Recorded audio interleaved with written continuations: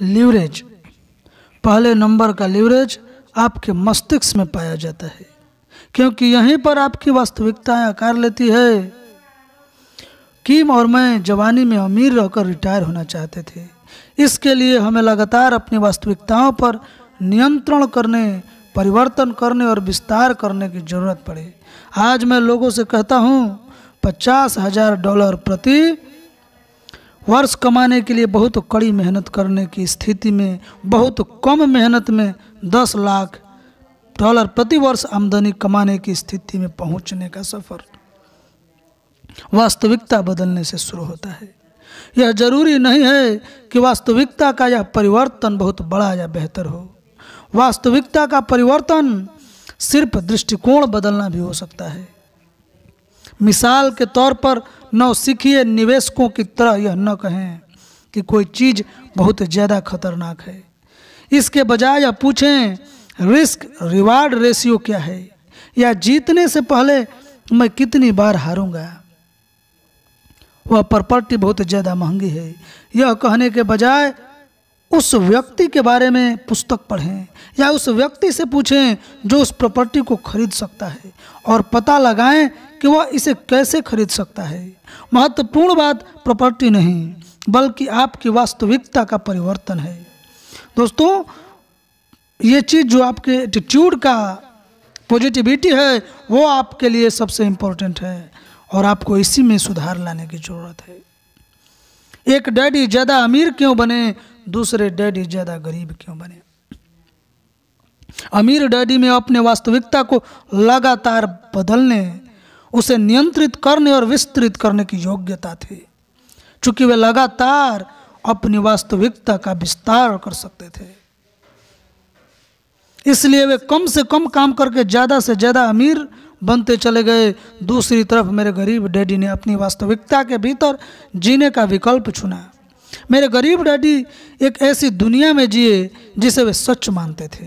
जाहिर है उनके जीवन में यही इकलौती वास्तविकता साकार हुई।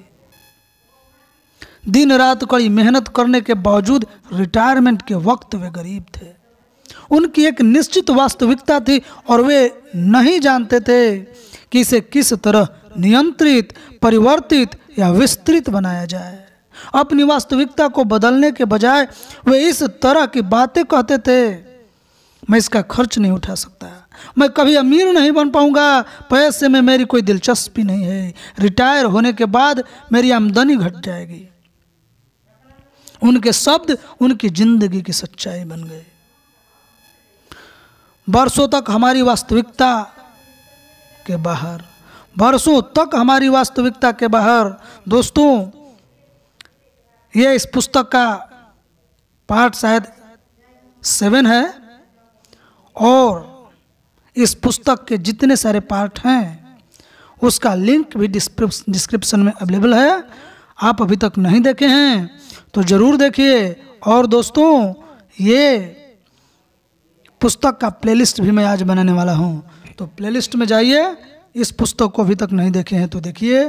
प्लेलिस्ट में आपको 2 और वीडियो का पूरी की पूरी विश्लेषण मिलेगा, जिसमें पहला है सफलता का साधन। ये पुस्तक को मैं हर बार इसलिए कहता हूँ कि आप देखेंगे तो इसकी खासियत क्या है या आपको क्यों पढ़ना चाहिए। सफलता का साधन पुस्तक ब्रायन ट्रेसी का है, और आत्मानुशासन की शक्ति, ये दोनों पुस्तक आपको क्यों पढ़ना चाहिए। पढ़ने के बाद आप एक चैप्टर उसको पढ़िए और आप समझेंगे कि कितना ज़रूरत है। आपको सारी चीज़ों का जवाब जिंदगी में मिल जाएगा जो आप खोजते हैं, और जिसको जानना अगर नहीं भी खोजते हैं तो जानना आपको जरूरी है। आप एक भटकते हुए आम आदमी से अगर खास आदमी में बदलना चाहते हैं तो आप उस पुस्तक को पढ़िए। और चैनल को सब्सक्राइब नहीं किए हैं तो ज़रूर सब्सक्राइब कर लीजिए, क्योंकि मैं इसी तरह का बेस्ट वीडियो बुक आप लोगों को ले आता हूँ, और कोशिश करता हूँ कि आपकी ज़िंदगी में ये सब पुस्तकों के माध्यम से परिवर्तन आए। तो ज़रूरी है कि आप इस चैनल को ज़रूर सब्सक्राइब करें, वीडियो को लाइक करके इसे अपने ग्रुप में ज़रूर शेयर करें, क्योंकि अच्छे चीज, जिंदगी बदलने वाला जो पुस्तकें होता है, जो विचार होता है, वो बहुत धीरे धीरे फैलता है और आप इसका अधिक से अधिक अपनी जिंदगी के उपयोग में ला सकते हैं जब इसको आप बांटते हैं, आप इसको फैलाते हैं। तो आप इस पुस्तक को और इस वीडियो को अपने ग्रुप में शेयर कीजिए। और चलिए आगे देखते हैं। बरसों तक हमारी वास्तविकता के बाहर। नए साल की उस रात को कनाडा में ठंडे पहाड़ पर बैठकर मुझे एहसास हुआ कि मुझे इस बात की ज़रूरत है कि मैं अपनी वास्तविकता से बाहर के विचार सोचने की इच्छा रखूं और तब तक सोचता रहूं जब तक कि संभावना से भरे हुए विचार मेरी वास्तविकता न बन जाए। जिस तरह राइट बंधु बरसों तक, देखिए दोस्तों, पिछले वीडियो में मैंने इस किताब को जो था आप लोगों को कमेंट करने के बोला था कि जो हवाई जहाज है वो सबसे पहले राइट बंधु उड़ाए थे, तो मैं इस पे ऑब्जेक्शन किया था कि नहीं, राइट बंधु सबसे पहले नहीं जहाज उड़ाए थे। इसको मतलब वो हमारे ही देश के एक वैज्ञानिक थे जो सबसे पहले प्लेन को उड़ाए, लेकिन उसका पेटेंट न कराए। मैंने कमेंट करने के लिए आपको बोला था, क्षमा चाहूँगा अगर आपको पुस्तक के बीच में मैं मेरे इस वक्तव्य से इरिटेशन होता होगा, लेकिन ये जानना जरूरी है। तो मैं देखिए आपको बताता हूँ क्या नाम है। ये देखिए, मैं तुरंत आपको दिखाता हूँ कौन वो थे। ये देखिए, शिवकर बापूजी तलपड़े हैं। शिवकर बापूजी तलपड़े हैं जिन्होंने 1895 में मानव रहित विमान का निर्माण किया था और गुणगान राइट बंधु का होता है। बस इसी तरह अपने इतिहास और गौरव खोया है। तो दोस्तों, ये नाम बापूजी तलपड़े को, ये जो 1895 में ही इस प्लेन को उड़ाए थे, तो यही मेरा आपको से बताना था। तो चलिए बिना देरी किए हम लोग इस पुस्तक पे चलते हैं। ये देखिए,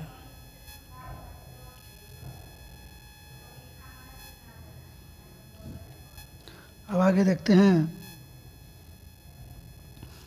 वर्षों तक ज़्यादा लोगों की वास्तविकता से बाहर रहने के इच्छुक थे।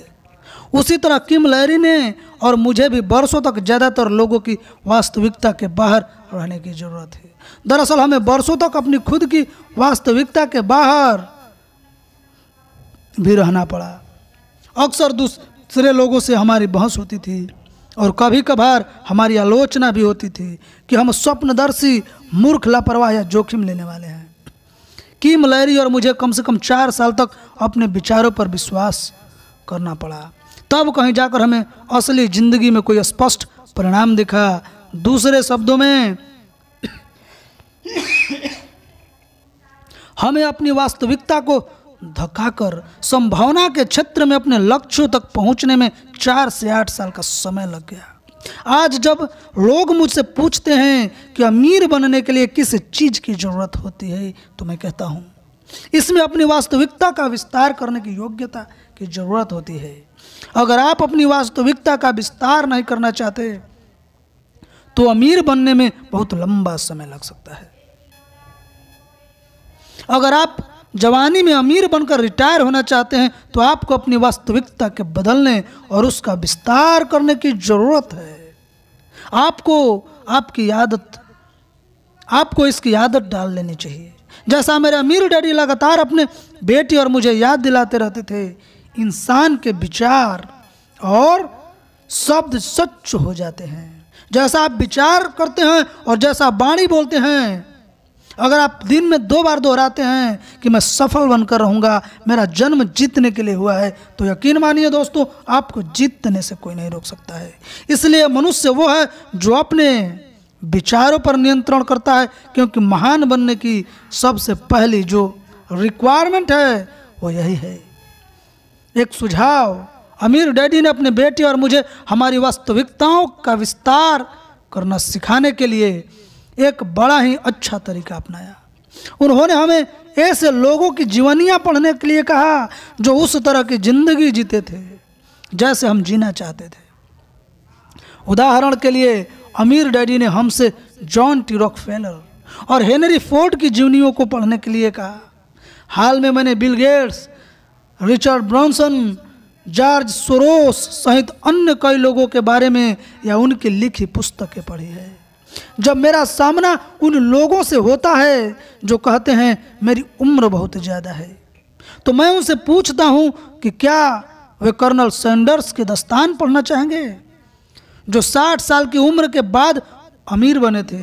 जब मैं किसी महिला को यह कहते सुनता हूँ मैं आगे नहीं निकल सकती क्योंकि यह मर्दों की दुनिया है, तो मैं उससे पूछता हूँ कि क्या उसने बॉडी शॉप के संस्थापक अनीता रोडिक की कहानी पढ़ी है, या मूरियल सीबर्ट जो कि न्यूयॉर्क स्टॉक एक्सचेंज के बैठने वाली पहली महिला थे।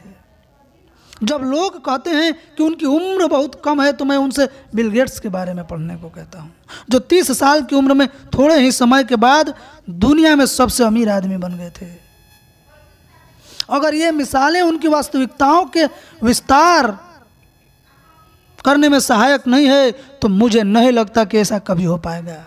एक और बेहतरीन पुस्तक बिल फिलिप्स की बॉडी फॉर लाइफ है। एक दोस्त ने मुझे इसे पढ़ने की सलाह दी क्योंकि उसने मेरा पेट बढ़ते देख लिया था। मैंने हाल ही में इसे पूरी पढ़ डाला और अब मैं इस पुस्तक में बताई योजना पर चलता हूँ। बिल फिलिप्स ज़्यादातर बातें वही कहते हैं जो मेरे अमीर डैडी ने मुझे सिखाए थे, लेकिन उसका विषय शारीरिक सेहत से है, जबकि अमीर डैडी का विषय वित्तीय दौलत से था। विषय चाहे जो हो, प्रक्रिया समान है दोस्तों। उदाहरण के लिए बिल फिलिप्स कहते हैं कि वजन कम करना शुरू करने से पहले उसके कारण खोजें। अमीर डैडी इसे क्यों कहते थे? बिल फिलिप की पुस्तक में एक उत्कृष्ट खंड है, सपने बनाम लक्ष्य।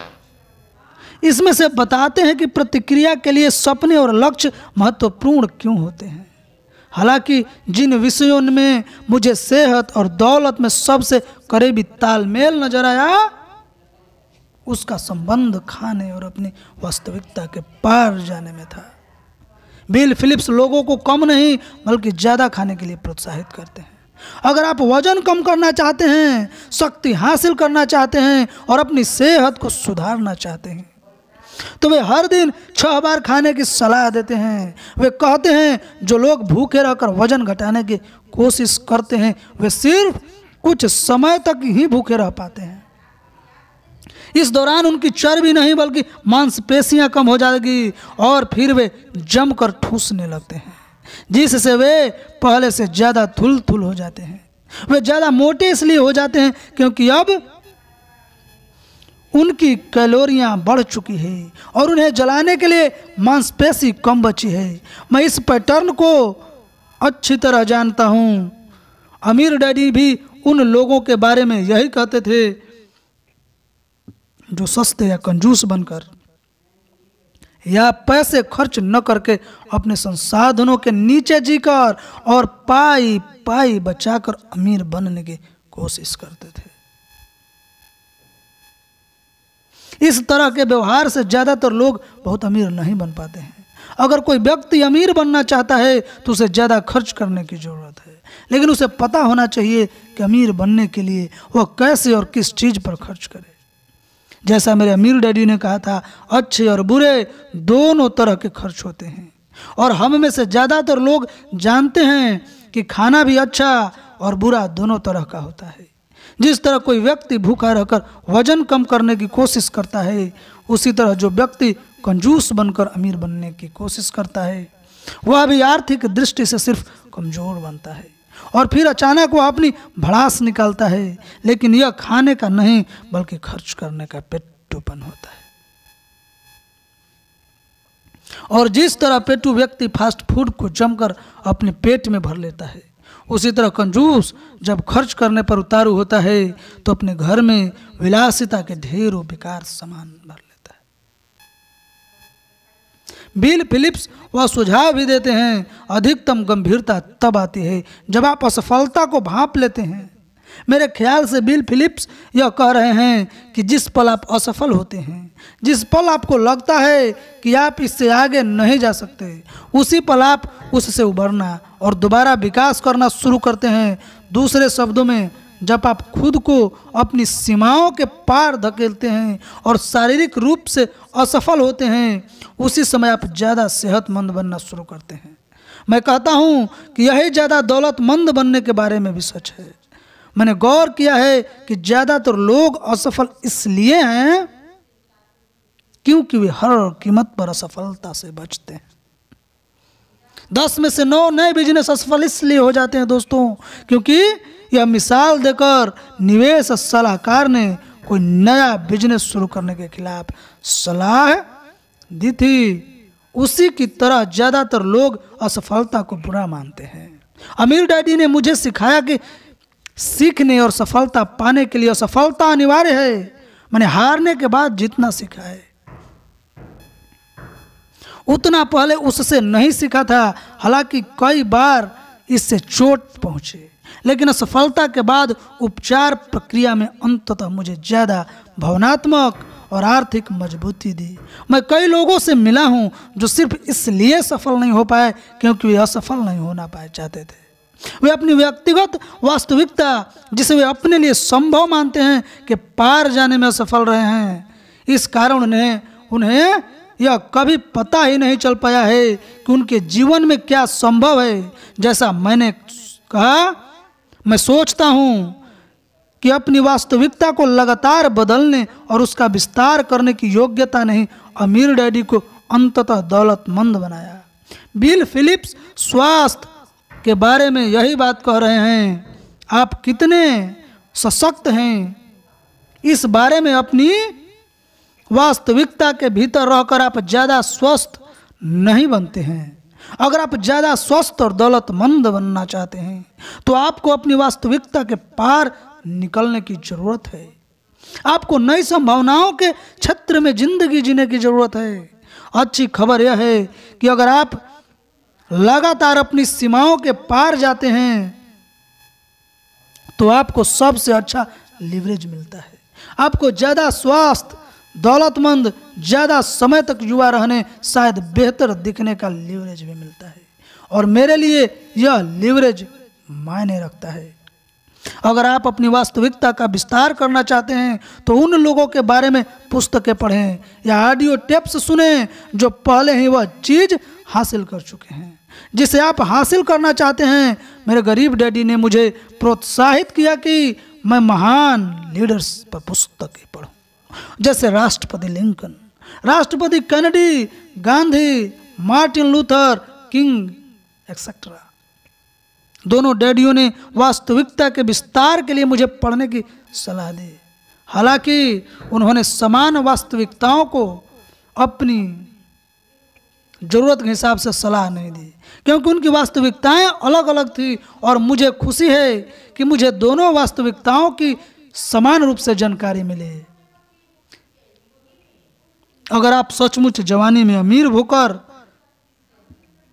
रिटायर होना चाहते हैं तो दोस्तों आपकी अपनी वास्तविकता से शुरुआत करनी चाहिए और यही सही जगह है। अध्याय 6, आप किसे जोखिम भरा मानते हैं? आप किसे जोखिम भरा मानते हैं? दोस्तों, ये पुस्तक आप लोगों को कैसा लग रहा है मुझे कमेंट करके जरूर बताएं। और हम लोग अध्याय 6 में पहुंच गए हैं, तो चलिए देखते हैं। मेरे दोनों ही डैडी शक्तिशाली थे। इस वजह से मुझे अलग अलग वास्तविकताओं के बारे में जानने समझने का अवसर मिला। हालांकि कई बार यह दुविधापूर्ण था, यहाँ तक कि विरोधाभासी भी था, लेकिन दो अलग अलग वास्तविकताओं के बारे में सुनने से मुझे लंबे समय में लाभ हुआ। मुझे एहसास था कि दोनों ही खुद को सही मानते थे और कभी कभार तो सामने वाले को गलत भी मानते थे, यानी दोनों के विचार में मतभेद था। मेरे असली डैडी तेजी से राज्य शासन की सेवा की पैदान पर चढ़ रहे थे। वे बहुत तेजी से स्कूल टीचर से हवाई राज्य के सुपरिटेंडेंट ऑफ एजुकेशन पद पर पहुंच गए। उनकी तेज तरक्की देखकर लोग कानाफूसी करने लगे कि एक दिन मेरे डैडी राजनीतिक पद का चुनाव लड़ेंगे। जिस वक्त मेरे डैडी शासकीय सेवा के पैदाने चढ़ रहे थे, अमीर डैडी गरीबी के बाहर निकलने के लिए कड़ी मेहनत कर रहे थे और दौलतमंद बनने की राह पर पहुंच रहे थे। जब उनका बेटा और मैं हाई स्कूल में पहुंचे तब तक वे अमीर बन चुके थे और ज़्यादा अमीर बनते जा रहे थे। जिस योजना पर वे 20 साल से ज़्यादा समय से काम कर रहे थे वह अब काम करने लगी थी। अचानक लोग उन पर और उनके कार्यों पर ध्यान देने लगे। अब ये गुमनाम नहीं थे जिनके बारे में कोई नहीं जानता था। अब लोग हैरान होने लगे थे कि यह व्यक्ति कौन था जो अचानक हवाई की महंगी प्रॉपर्टी खरीदने लगा था। अमीर डैडी ने शून्य से शुरुआत की थी। उनके पास दीर्घकालीन योजना थी। वे अपनी योजना पर चले थे और अब हवाई के अमीर तथा प्रभावशाली लोगों की नज़रों में चढ़ रहे थे। 40 साल की उम्र के बाद अमीर डैडी ने हमारे छोटे कस्बे से बाहर का रुख किया और वायांकिकी बीच पर कई बड़ी प्रॉपर्टीज खरीदने की पेशकश की। रिजॉर्ट मार्केट के इस नए खिलाड़ी के बारे में अखबारों में लेखों की भरमार हो गई। जल्द ही वे वायांकिकी बीच की कई प्रॉपर्टीज के मालिक बन गए। इसके अलावा बाहरी टापुओं पर वे कई समुद्र तट की प्रॉपर्टीज के भी मालिक बन गए। अब अमीर डैडी एक दूर दराज के टापू के छोटे कस्बे से आने वाले गरीब लड़के नहीं रह गए थे। दोस्तों, अब वे सक्रिय हो चुके थे और लोगों का ध्यान इस तरफ जाना ही था। जब मेरे दोनों डैडी अपने अपने करियर में बड़े कदम उठा रहे थे तब मैं न्यूयॉर्क में मिलिट्री एकेडमी में था। अमीर डैडी का बेटा माइक उस वक्त वायांकिकी बीच पर एक पेटेंट हाउस अपार्टमेंट में रहता था। वह हवाई यूनिवर्सिटी में पढ़ता था, लेकिन साथ ही उसे अपने पिता के फैलते साम्राज्य को भी संभालना था। यह सुनना बहुत प्रभावशाली लगता है कि वह पेंट हाउस अपार्टमेंट में रहता है, जबकि सच तो यह था कि माइक उस होटल को चला रहा था जिसमें वह पेंट हाउस था। उसके साथ ही वह यूनिवर्सिटी में पढ़ाई भी कर रहा था।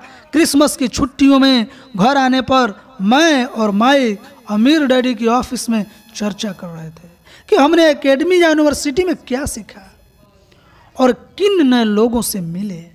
देश भर के युवकों से मिलने के बाद मैंने माइक और अमीर डैडी से यह बात कही। मैंने ध्यान दिया है कि लोग पैसे के बारे में अलग अलग तरीके से सोचते हैं। मैं बहुत दौलतमंद परिवारों को लड़कों से मिला हूँ और बहुत गरीब परिवारों के बच्चों में भी मैंने पला बढ़ा है। हालांकि ज़्यादातर लड़कियां शैक्षणिक दृष्टि से प्रतिभाशाली हैं, लेकिन गरीब और मध्य वर्गीय लड़के अमीर परिवारों के लड़कों से अलग तरीके से सोचते हैं। मेरी इस बात पर अमीर डैडी ने तत्काल प्रतिक्रिया की। उन्होंने कहा, वे अलग तरीके से नहीं सोचते हैं, वे विपरीत सोचते हैं। अपनी डेस्क पर बैठकर उन्होंने अपना पीला नोटपैड उठाया और उस पर यह तुलना लिख दे। विपरीत सोच, यह विपरीत सोच। मध्यम वर्ग अमीर बनना चाहता है, नौकरी की सुरक्षा, बड़ा मकान, यानी मध्यम वर्ग रहेगा अमीर। विपरीत सोच है नौकरी की सुरक्षा, बिजनेस बनाना का विपरीत है बड़ा मकान, अपार्टमेंट हाउस,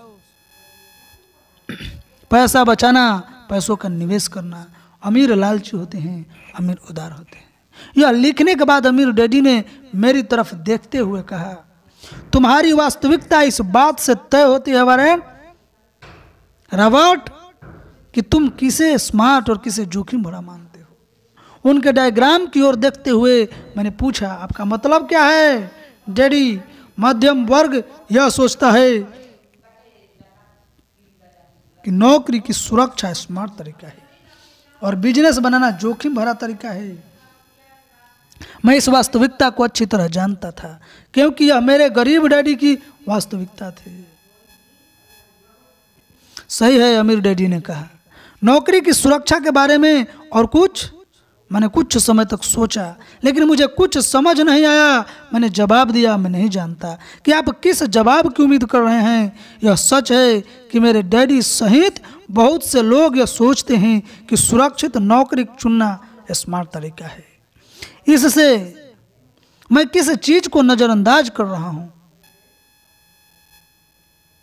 तुम मेरे वास्तविकता को नजरअंदाज कर रहे हो। अमीर डैडी ने कहा, मैंने तुमसे कहा था कि मध्यवर्गीय और गरीब लोग सिर्फ अलग नहीं सोचते हैं, मैंने कहा था कि वे बिल्कुल विपरीत सोचते हैं। तो मेरी विपरीत वास्तविकता क्या है? अचानक अमीर डैडी की वास्तविकता मेरी समझ में आ गई। आपके हिसाब से बिजनेस बनाना स्मार्ट तरीका है और नौकरी की सुरक्षा जोखिम भरा है। क्या विपरीत से आपका यही मतलब है ना डैडी? मैंने पूछा। अमीर डैडी ने सहमति में सिर हिलाया। मैंने पूछा, आपका मतलब है आप बिजनेस बनाने को खतरनाक नहीं मानते हैं? अमीर डैडी ने इनकार किया। नहीं, बिजनेस बनाना सीखना किसी और चीज को सीखने जैसा ही है। मैं सोचता हूं कि जिंदगी भर नौकरी की सुरक्षा से चिपके रहना बिजनेस बनाना सीखने से ज्यादा जोखिम भरा है। एक जोखिम अल्पकालीन है और दूसरा जिंदगी भर चलने वाला है। यह बातचीत 1960 के दशक के अंत में हुई थी। तब हम डाउन साइजिंग या छटनी जैसे शब्द नहीं जानते थे।